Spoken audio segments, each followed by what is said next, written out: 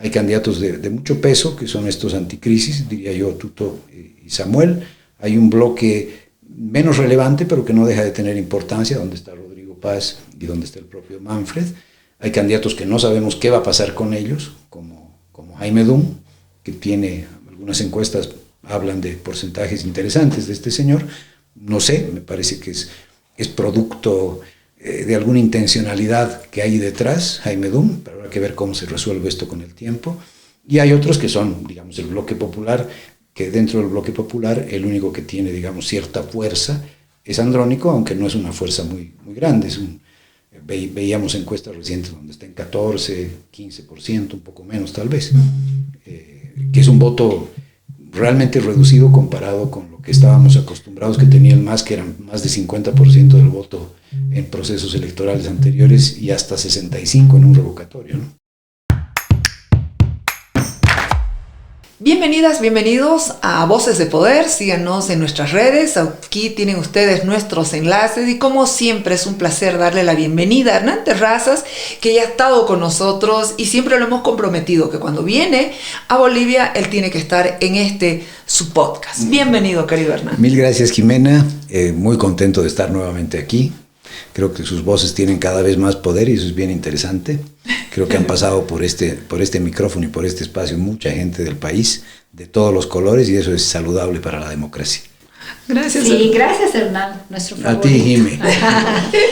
Mis favoritas. Democracia informada queremos, ¿no? Que podamos participar con la mejor información posible. Y creo que lo han conseguido, ¿no? Porque no he visto muchos programas ni espacios donde vengan gente a contribuir con su análisis, la información, en fin, y eso es bueno para el público, bueno para el votante, ¿no? Al fin de cuentas. En nuestro anterior podcast hemos tocado encuestas y ahora nos toca justo los mismos temas. Sí, y bueno, creo que han habido importantes cambios en la evolución de las encuestas, ¿no? Que eso es interesante. Y obviamente las encuestas anteriores, que eran en el tiempo que no había todavía la autorización de la Corte Electoral, del Tribunal Supremo Electoral, y las actuales, que hay algunas que han sido autorizadas, que ya se han difundido, pero que te pintan un panorama cada vez más claro de cómo está el momento electoral, ¿no? Cómo está el radar en este momento, dónde está cada uno de los jugadores, y creo que eso es orientador también, ¿no? Y te está reflejando que la ciudadanía ha comenzado de alguna manera a inclinarse en algunas direcciones muy claras. Yo veía, por ejemplo, puedo seguir, ¿no? Sí, sí. Con nosotros vamos a cortar. Yo veía en las últimas encuestas, si haces un resumen, ya tienes claridad sobre quiénes están encabezando. Está claro que, por ejemplo, Samuel Doria Medina tiene un primer lugar. Quizás la diferencia respecto a Jorge Quiroga no es muy grande, pero en una elección de las características de esta y con intenciones de voto todavía tan bajas, porque casi todas están por debajo del 20%, la diferencia de 1 o 2 puntos más allá de que pueda ser manejada como margen de error, ya te está indicando algo. Y te indica algo sobre todo pensando que hace 2 o 3 meses, cuando ambos, tanto Quiroga como Doria Medina, habían establecido un principio de acuerdo en el pacto de unidad famoso, donde así sea por un voto, decían que uno iba a resignar la posición, pues estamos viendo que no es solo un voto la diferencia hoy entre el primero y el segundo, sino mucho más. Pero bueno, no sabemos cómo estaban las encuestas en ese momento, probablemente marcaban la misma diferencia y eso determinó que haya una ruptura del pacto de unidad, ¿no? Pero creo que hay un bloque, decía yo, que es el bloque de los anticrisis, que lo llamaría de esa manera, donde involucraría a Samuel Doria Medina, a Jorge Quiroga, incluso a Jaime Dum, que no está habilitado oficialmente, pero que probablemente presente su solvencia fiscal, no sabemos qué va a pasar hasta el 3 de julio, y candidatos como Rodrigo Paz, que evidentemente no es un candidato de la línea oficialista, y el propio Manfred Reyes Villa, al que creo que se le ha hecho una campaña previa un poco oscura respecto a su posición en torno de cercanía o no con el gobierno de Arce, pero esas candidaturas sumadas, tanto en las encuestas del Deber como de Unitel, ya te representan alrededor de un 60% de la intención de voto nacional, lo cual es un cambio sustantivo. respecto a lo que ha venido ocurriendo en anteriores procesos electorales, ¿no? Y una conclusión adicional, y con esto termino, es que Andrónico Rodríguez, de quien se pensaba que podía tener un despegue interesante, no termina de despegar, ¿no? Uno pensaba que el momento en que fuera habilitado y en que la sigla esta del movimiento Tercer Sistema resultara con registro o con personería jurídica, iba a mostrarse una tendencia muy rápida de crecimiento de Andrónico, pero parecería que todos los problemas que han habido, no solo con el MAS, sino con el gobierno, han determinado que resienta mucho de eso y no pueda avanzar como seguramente esperaban quienes lo han secundado y lo han apoyado para que se convierta en el candidato de una aparente renovación, ¿no? Entonces yo creo que el cuadro está así. Hay candidatos de mucho peso, que son estos anticrisis, diría yo, Tuto y Samuel. Hay un bloque menos relevante, pero que no deja de tener importancia, donde está Rodrigo Paz y donde está el propio Manfred. Hay candidatos que no sabemos qué va a pasar con ellos, como Jaime Dum, que tiene algunas encuestas, hablan de porcentajes interesantes de este señor. No sé, me parece que es producto de alguna intencionalidad que hay detrás, Jaime Dum, pero habrá que ver cómo se resuelve esto con el tiempo. Y hay otros que son, digamos, el bloque popular, que dentro del bloque popular el único que tiene, digamos, cierta fuerza es Andrónico, aunque no es una fuerza muy grande. Veíamos encuestas recientes donde está en 14, 15%, un poco menos tal vez, que es un voto realmente reducido comparado con lo que estábamos acostumbrados que tenía el MAS, que eran más de 50% del voto en procesos electorales anteriores y hasta 65% en un revocatorio, ¿no? Estamos comentando, eso me gustaría que lo expliques también, Hernán, porque hay gente que cree que hay mentiras, hay verdades y hay encuestas, ¿no? Porque las encuestas tienen una intencionalidad, pero nosotros estamos hablando sobre la base de las empresas autorizadas por el Tribunal Supremo Electoral, que tienen cierta fiscalización. Que son Red 1, Unitel, El Deber. ¿Por qué te digo esto? Porque la cantidad de información que te dan, yo creo que eso también es importante hablarlo, porque de pronto te pueden dar una serie de, no sé si serán como primarias, no sé qué le llamaron a ciertas preguntas, sondeos. Entonces, el rigor científico que debe tener una encuesta, yo creo que es importante que lo hablemos y que lo mencionemos, y creo que eres la persona indicada para hablar del rigor científico, de la metodología que tiene una encuesta. No, y yo creo que es importante saber que hay empresas que están autorizadas porque han cumplido una serie de requisitos que las habilitan para realizar este tipo de estudios con la necesaria seriedad y consistencia en el manejo de la información. Entonces, eso me parece positivo, porque finalmente la única manera que tiene el ciudadano de informarse sobre cómo va este proceso electoral y quién está encabezando, quién va primero, quién va segundo, que es interés de la sociedad el saberlo, es a través de estos estudios. Hay otros, evidentemente, que son este mecanismo de primarias que no está fiscalizado por nadie, que nadie sabe cómo se hace, que cómo se interviene, quién procesa los datos, cómo los ponen, un día aparece uno arriba, otro día aparece abajo. Entonces, yo creo que no tienen, me atrevo a decirlo, la seriedad que tiene un estudio más científico, mejor hecho, con una buena muestra, con un trabajo de campo, con supervisión, con gente que sale a campo y tiene un supervisor detrás, en fin, que eso te va a dar un resultado mucho más confiable. Y creo que lo que interesa de las encuestas, más allá de las experiencias que hemos tenido en el pasado, donde no necesariamente la intención de voto coincide con la realidad que es el voto mismo, creo que la importancia que tienen las encuestas es que generan orientación. Y hablando de la orientación, hablábamos, en el pasado se hablaba del voto útil, ¿no?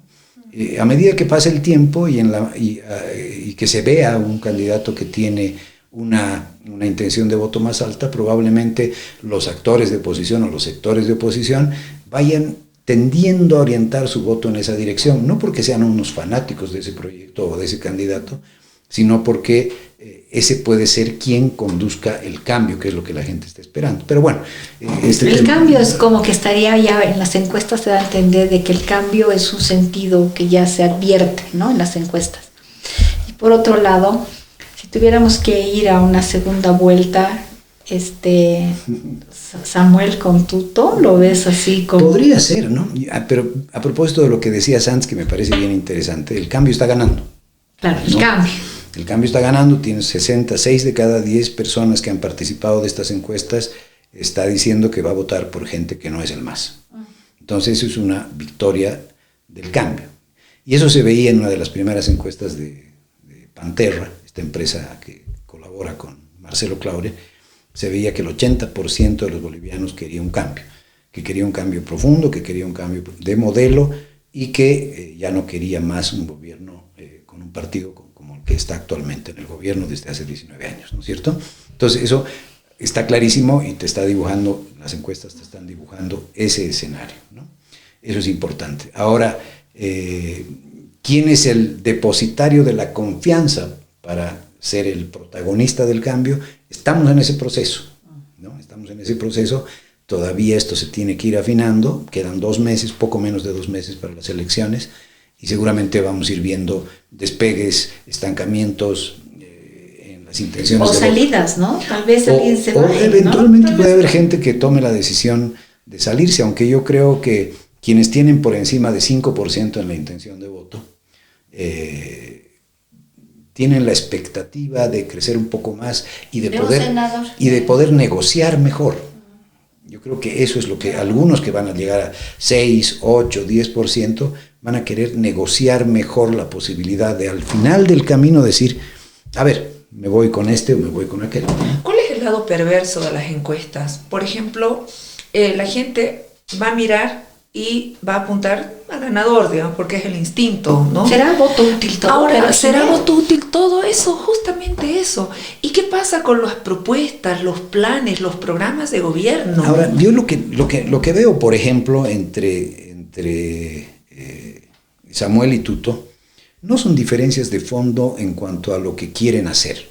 Ambos quieren estabilizar el país. Ojo, ese es un tema clave, evitar que el país siga cayendo y ponerle un freno a esa caída para que empecemos a trabajar en un país con mayor estabilidad. Lo quiere hacer Tuto hasta diciembre, lo quiere hacer a Samuel en 100 días. Uno quiere traer plata de fuera, que todos van a querer traer plata de fuera porque no hay cómo generarla internamente. Vas a necesitar 5 o 6 mil millones de dólares, un colchón de estabilización que te permita salir adelante. Lo haría Tuto, lo haría Samuel, lo haría el tercero, el cuarto, cualquiera que sea de oposición va a tener que estabilizar el país y va a tener que aplicar medidas y ser sincero en la aplicación de medidas claras, contundentes, firmes, duras, porque parecería que la ciudadanía está esperando a alguien que venga con seriedad y le diga, sabes qué, vas a sufrir, pero vas a salir, ¿no? Porque seguir mareándole la perdiz al ciudadano y diciéndole que si seguimos en las mismas vamos a estar mejor es imposible. ¿No? Es imposible.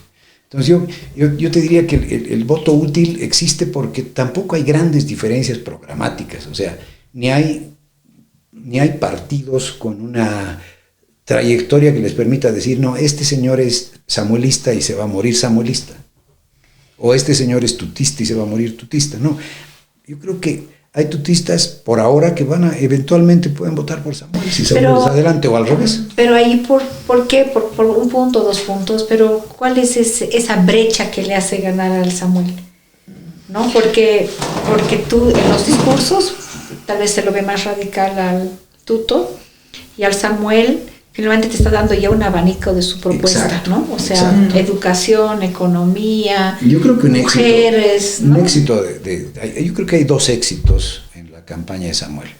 Uno es el tema de 100 días, sí, es fuerte, porque pega, es fuerte, y la gente como que necesitaba una visión de esperanza, y una visión de esperanza con un plazo, asociada a un personaje que lo conocen por su seriedad, y porque además es un empresario, Bolivia, ¿no? Porque invertido en Bolivia, etc. Entonces dicen, no está hablando en vano. Entonces eso de los 100 días pega y pega muy bien. Creo que ahí esa es una ventaja que tiene Samuel respecto al resto, ¿no? Eso es importante. Creo que además el segundo elemento de la campaña de Samuel, que a mi juicio ha determinado que pueda tener una votación más interesante, por lo menos una intención de voto mayor, es que su base es más amplia.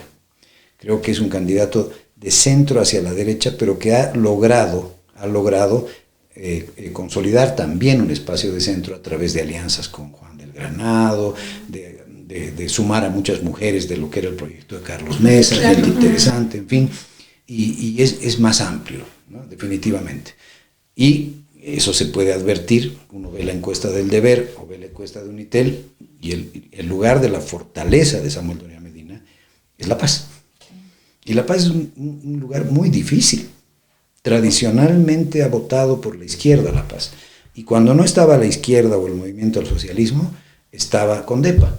Y cuando no estaba Condepa, estaba la UDP. Y así, siempre por proyectos de contenido popular y de centro. Y yo creo que el hecho de que Samuel haya enganchado con La Paz es interesante, ¿no? Por el contrario, Tuto, que si bien tiene un perfil técnico reconocido, y que la gente dice, no, este señor está muy bien relacionado en el mundo y va a traer plata porque le van a abrir la puerta del Fondo, del Banco Mundial, del BID y de donde vaya, sin embargo, ha anclado y ha creado un bastión político en Santa Cruz, pero en una Santa Cruz muy inclinada hacia los sectores de clase media, media alta, empresariales, ¿no? Y uno lo ve eso en sus alianzas, en sus representantes, en sus candidatos, en fin. Entonces, eso le limita un poco su capacidad de crecimiento, creo yo, a Tuto, y no puede irse hacia el centro. Ya ha perdido la oportunidad de caminar hacia el centro en su campaña y de poder jalar gente de ese sector. Me parece que hay gente, incluso que en otros procesos electorales ha respaldado al MAS, y que obviamente está comprensiblemente decepcionada por todo lo que ha ocurrido, y que le costaría mucho votar por Quiroga, pero muchísimo. Yo creo que no lo haría. Pero no sería tan severo en su juicio sobre el proyecto de unidad o sobre otros que están en camino, o Manfred, o el propio, yo diría que el propio Rodrigo, que lo conversaba hace poco con un amigo, por lo menos ha demostrado tener el valor de decir, quiero seguir en esto, voy a avanzar, no creo que tenga los recursos que tienen el resto, y ahí está. Todavía está en la pelea, y con la incorporación de este capitán Lara, Edman Lara, todavía se ha visto un repunte en su intención. O sea, que parece que el vicepresidente hoy en día es muy útil. Qué y el curioso, Andrónico no tiene. Qué curioso, ¿no? Qué curioso que te das cuenta, en el tiempo en que don Luis Ocio fue candidato a la vicepresidencia, decían, era común decirlo, que era la quinta rueda del carro, la vicepresidencia, que era casi un adorno, y se había pensado incluso en eliminar ese cargo, ¿no? Como ha ocurrido en otros países, donde no tiene la importancia que debía tener. Incluso candidatos como el actual de Eva Copa, de Morena, Richter, decía que no debía existir la vicepresidencia. Ahora él está muy feliz y muy contento siendo candidato a vicepresidente, pero bueno, ese es otro tema. Pero efectivamente, para hablarlo en términos futbolísticos, las contrataciones más valiosas en los últimos meses, creo yo, la más valiosa ha sido la contratación de José Luis Lupo. Creo que es el candidato a la vicepresidencia que ha tenido una mejor respuesta. Inclusive yo veía encuestas donde, cuando se evalúan las decisiones respecto a la elección del candidato a la vicepresidencia, hay una percepción de mayor favorabilidad en dirección a José Luis Lupo, ¿no? Y porque reúne varias condiciones, ¿no? No es un hombre de derecha, no lo ha sido nunca, aunque haya gobernado y haya sido partícipe del gobierno de Hugo Banzer y con Jorge Quiroga también. Es un tipo con muy buena formación académica, ha sido muy exitoso en los organismos internacionales, siempre ha ocupado puestos de mucha importancia, y creo yo que en este periodo ha sido especialmente claro en su forma de dirigirse hacia la gente y de hablarle a la gente, y creo que eso ha tenido mucho valor, ¿no? A diferencia de,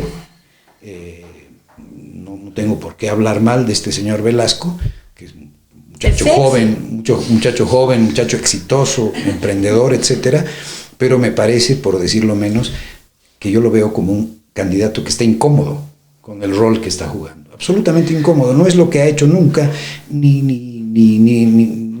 lo va a hacer. Además que eso se transmite, o sea, todo comunica en política, en tu vida diaria, comunicas con la ropa que estás, comunicas en la forma en cómo miras, y evidentemente a a este señor JP, ¿no? No lo veo cómodo en ese rol. Sí. Lo veo incómodo en sus entrevistas, lo veo incómodo en las imágenes cuando está en campaña. Entonces, ¿cuánto le afecta a Tuto Quiroga?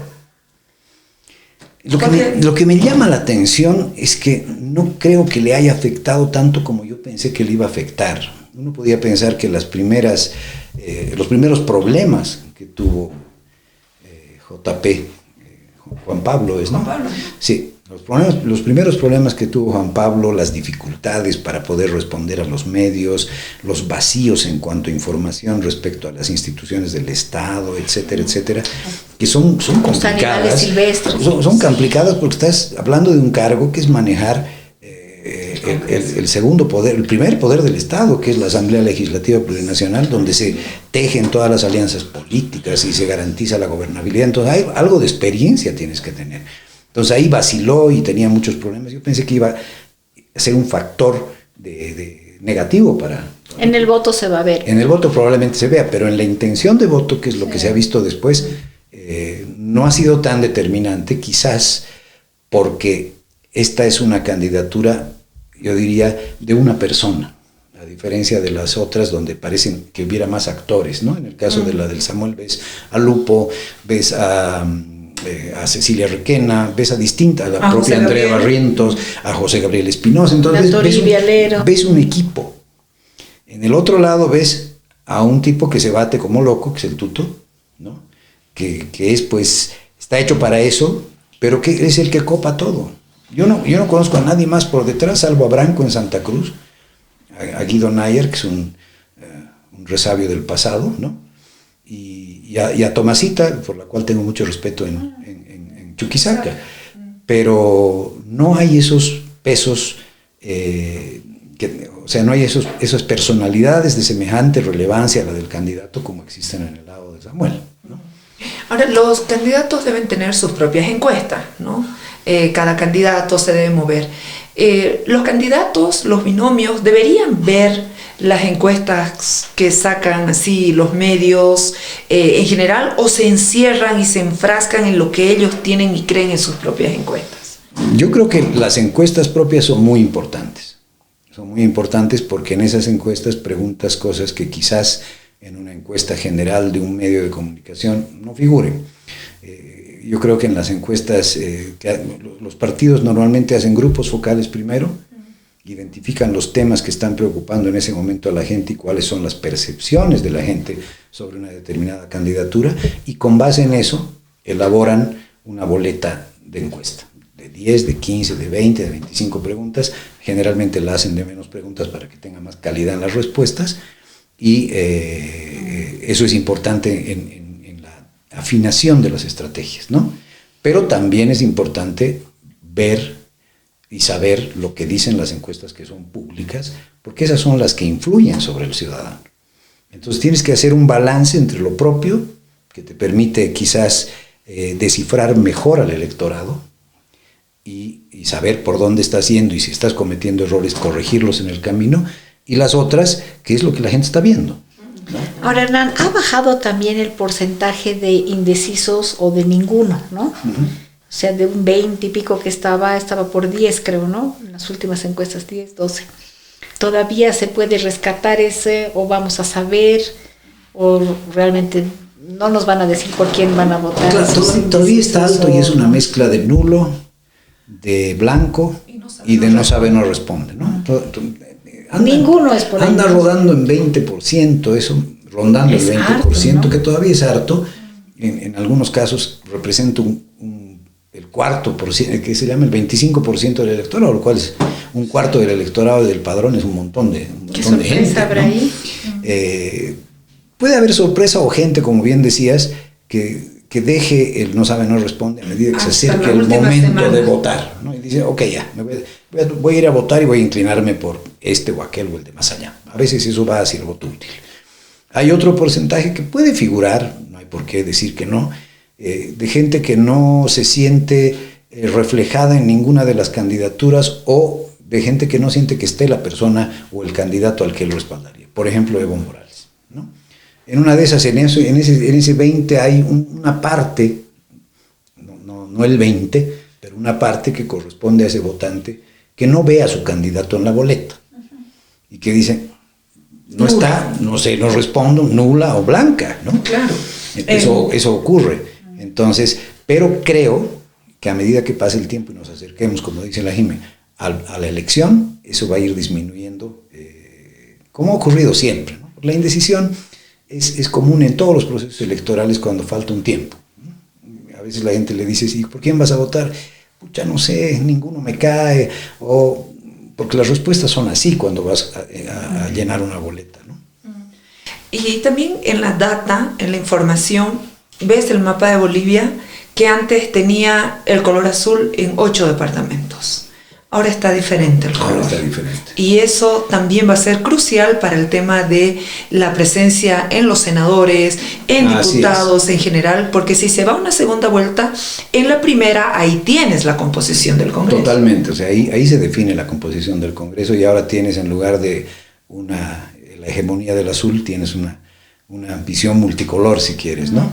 Con candidatos, Samuel creo que gana en 4 departamentos, Tuto gana en 2, Andrónico gana en alguno, no estoy seguro, y según la última encuesta del Deber, me parece que gana Manfred en Cochabamba, ¿no es cierto?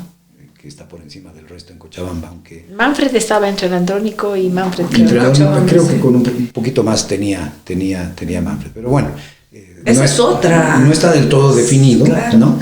Pero ya no hay ese predominio, ¿no? Ya no hay ese predominio. Que le hace bien al país, ¿no? Porque eso, lo que estás viendo en esas encuestas es que es la gente la que a través de la expresión de lo que quiere, que es lo que recogen las encuestas, te está dibujando un país con mayores equilibrios, más democrático de lo que hemos sido hasta el momento, ¿no?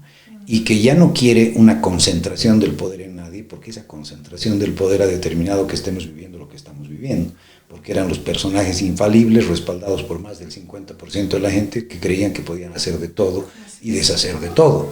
Entonces eso ya se acabó y eso cuando decimos que ya está ganando el cambio, creo que el cambio está yendo en esa dirección, ¿no? Sobre todo cuando en el mundo ves lo que está pasando, ¿no? Cambiando democracias por autocracias. Ojalá nosotros más bien estemos saliendo. Estamos yendo hacia el camino inverso. Sí, lo cual no me sorprende porque siempre hemos dado ese tipo de lecciones en Bolivia, ¿no? Sí. Bueno, cuando nos vayamos acercando seguramente tendremos una figura más clara de todo lo que está sucediendo. Mientras tanto, ¿qué pasa cuando los candidatos demoran tanto en actuar, en responder, en darle respuestas a esa gente indecisa, a esa gente que está por ahí? El hecho de que DUM todavía esté en la incertidumbre si va o no va.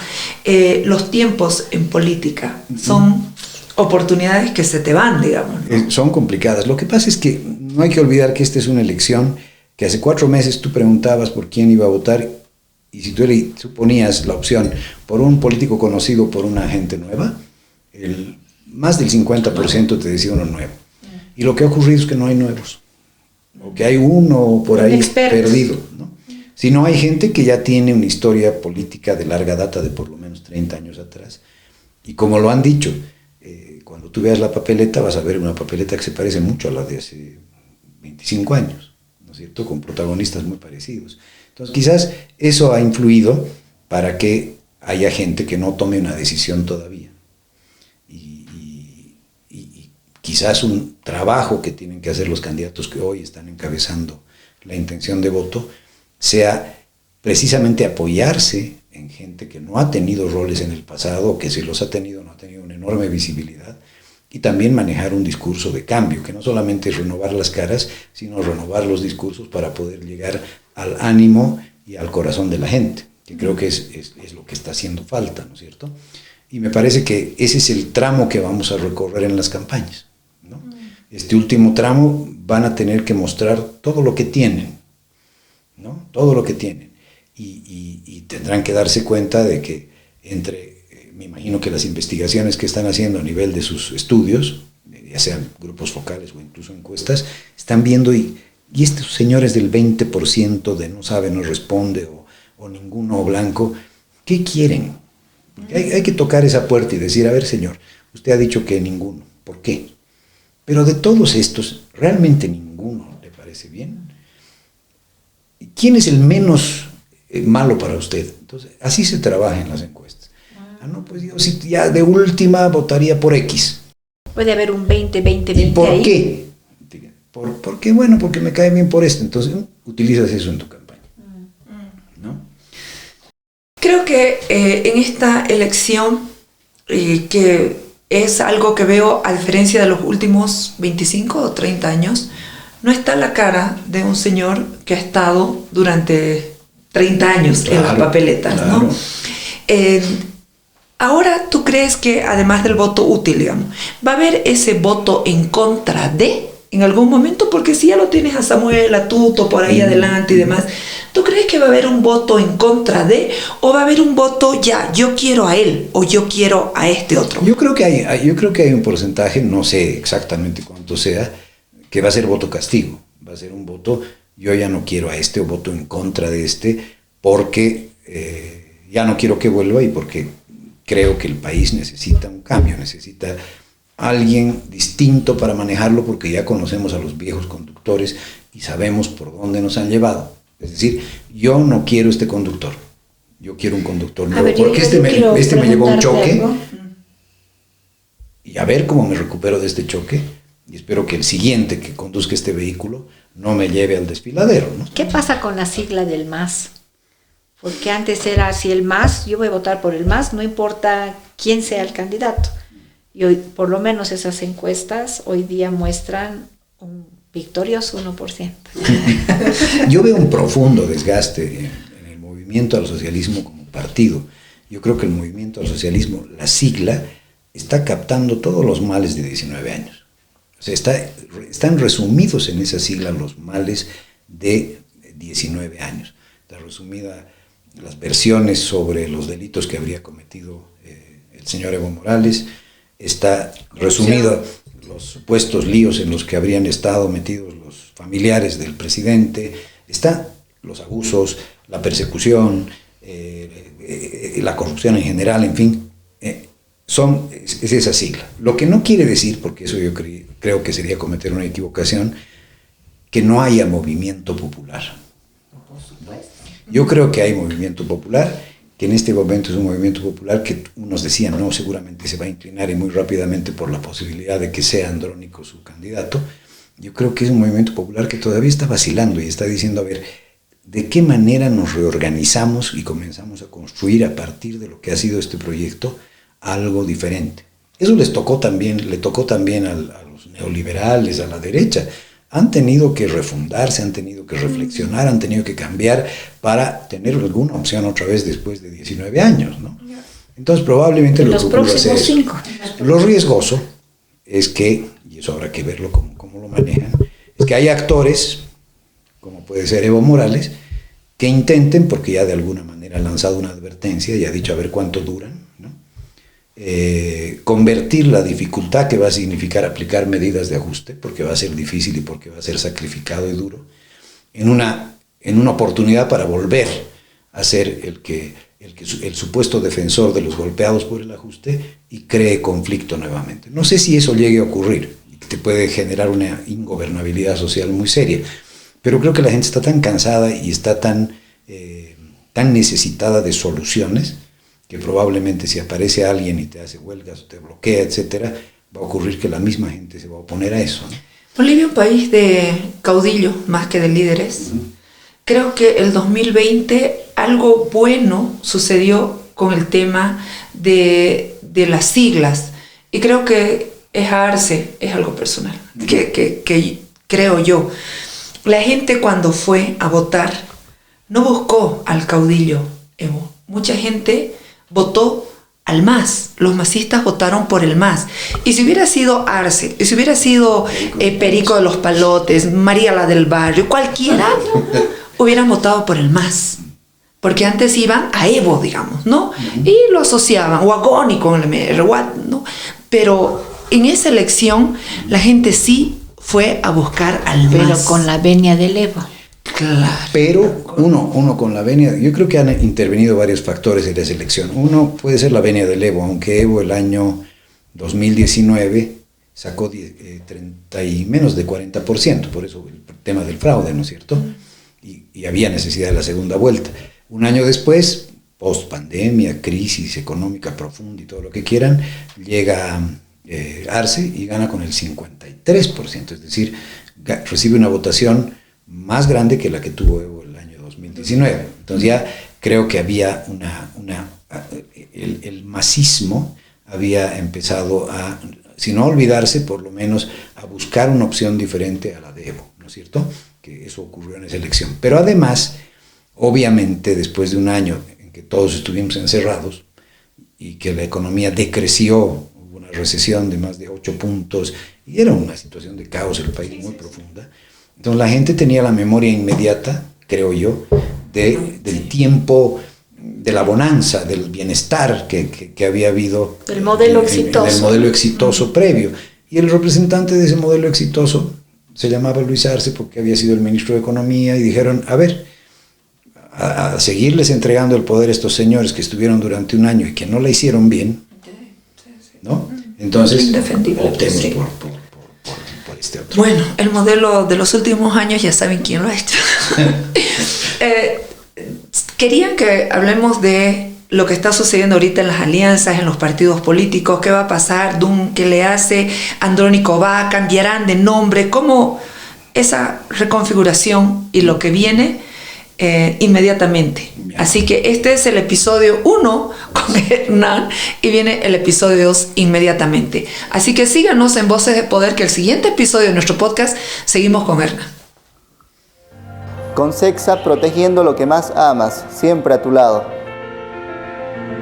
Te acompañamos en cada paso para encontrar la póliza que mejor se ajuste a tus necesidades. Concexa, tu corredor de confianza.